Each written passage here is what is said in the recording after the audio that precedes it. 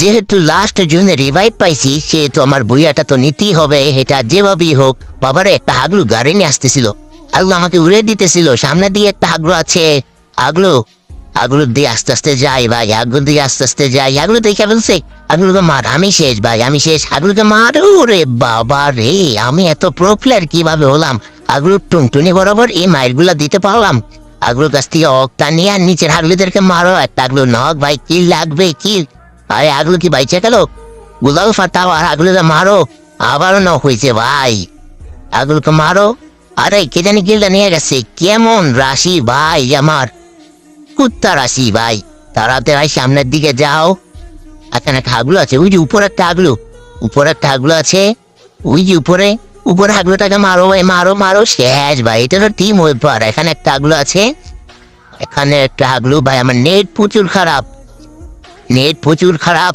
এই হাগলুটাকে ভাই দেখা মার। আরে আমার নেট এত খারাপ হলে কিভাবে হয়? হাগলুকে একটা মারে দিলাম।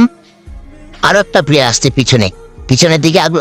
আরে ভাই বলতে বলতে খেয়ে দিয়েছে, আমার টুনটুনি বারে মারা দিছে, আমার টুনটুনি বাড়ি মারা দিচ্ছে হাগলু।